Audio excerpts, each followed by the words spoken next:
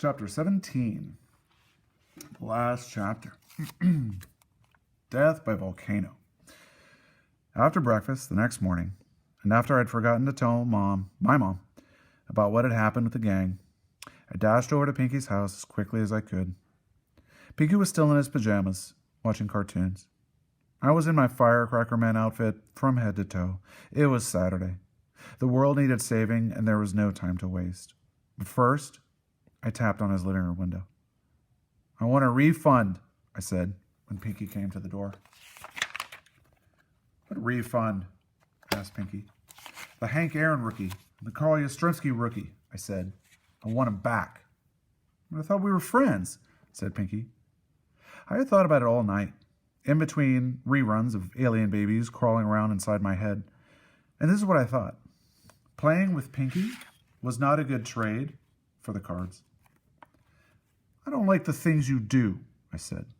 "Why not?" asked Pinky. "I'm just not talented in that way," I said. Pinky shrugged. "Yeah, you're right," he said. Then he went back into the house. His house. When he came to the door again, he handed over the cards. The rookies were okay. There's a good reason why baseball cards are in plastic pockets. It keeps them dry, in case of accidents. I breathed a sigh of relief. "You sure you want to do this?" Pinky asked. I nodded. I was very sure. "I don't play with you. Who will?" I shrugged. I didn't really know, but I knew I didn't want to play with him. Flea's house was on the way home.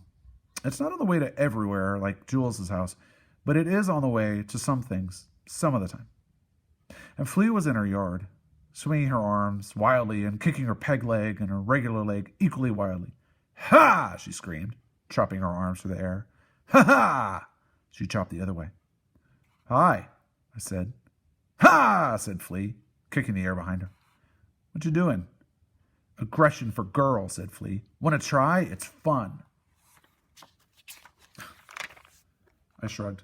"Okay." I squeezed through a loose board in the fence. Flea sliced her arm like a sword through the air. She added a kick to the side. It was fabulous. I sliced and kicked too. "Ha!" she screamed again and again. "Ha ha!" "Ha!" I copied. "Ha ha!" We chopped and kicked until we were out of chops and kicks, and after that we went inside and watched an action movie with Boatswain. He swam around like crazy during commercials, but he stayed fixed in one spot in his bowl during the action scenes, unblinking, watching the movie. It was the most amazing thing I've ever seen. "I'll trade you a Carl Yastrzemski rookie and a Hank Aaron rookie for your fish," I said, holding out the cards. "No way," said Flea. "How about the rookies and a piece of gum?" I said. I reached into my back pocket, but the gum was not there. Then I remembered I had traded it to Pinky long ago.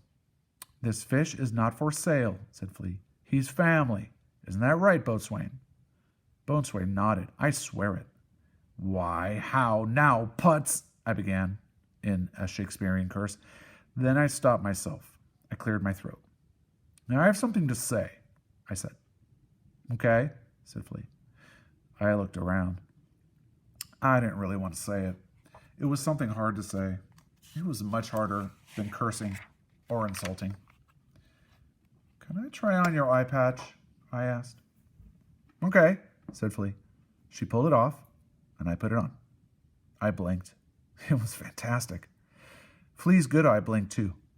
Her other eye looked as soft as a baby's and stayed shut. "You're blind in that eye?" I asked. "Yep," said Flea. "How come?" I asked. "I come from a long line of pirates," said Flea. It was just as I thought. "Is that how you got a peg leg too?" I asked. "Yep," said Flea. I nodded, speechless.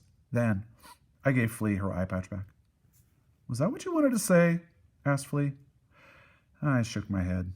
It wasn't at all what I had wanted to say. But now I had run out of other things to say, so I had to say it. "I'm sorry that I didn't stick up for you yesterday in math class and on the bus," I said. Flea blinked. Then she blinked again. I held my breath. Okay, she finally said. I forgive you. What a relief. So then I asked the question I've been dying to ask. What's that in your backyard? Come on, she said. I'll show you. We hurried outside. And there, in Flea's backyard, in broad daylight, was a real live volcano. It was huge.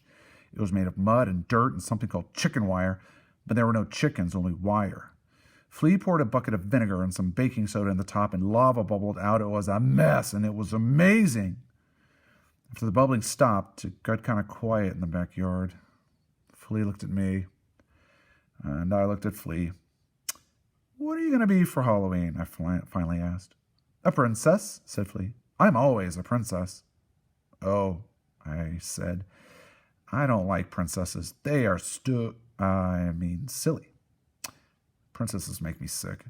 And just as I was about to say how much I hate princesses, I heard something else come out of my mouth. You'd make a good princess. Crow, it's slightly worse. How did I say that? Thank you, said Flea. What are you going to be? A gentleman, I said. Oh, said Flea. He grew kind of quiet again. Then she remembered her manners. You'd make a good one, she said. Thanks, I said. Then we poured more vinegar and baking soda in the volcano. Lava bubbled out like crazy. Death by volcano, I screamed, leaping and jumping over the foamy lava. Arrgh, roared Flea, leaping and jumping like crazy too. There were plastic Minutemen in redcoats and trucks and motorcycles and packs of ferocious Tuojiangosaurus and a flock of velociraptors that we had to save. So we did. It took out all afternoon, but we saved them all. After we finished, Flea brought out her book on Alvin. She drew Firecracker Man saving the world from death and destruction on the side of the volcano. It was really super duper. Do you think we can do this again sometime? I asked. Sure, said Flea. Anytime. Anytime. It sounded like something friends say to each other. And I blasted off toward home.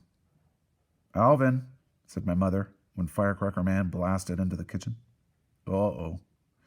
The look on her face was not so great. Did you put a baseball through the neighbor's window? What baseball? I asked innocently. Not I.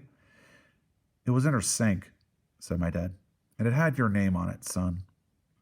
I love it when he calls me that. Usually.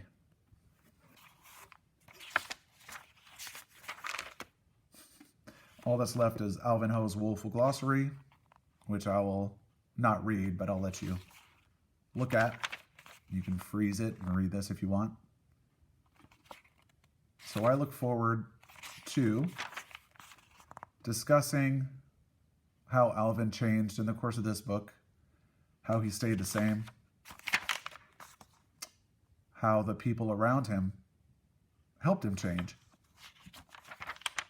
a little bit. Really good book. Anybody interested in reading book 2? Let me know how it is. All right. Have a great one.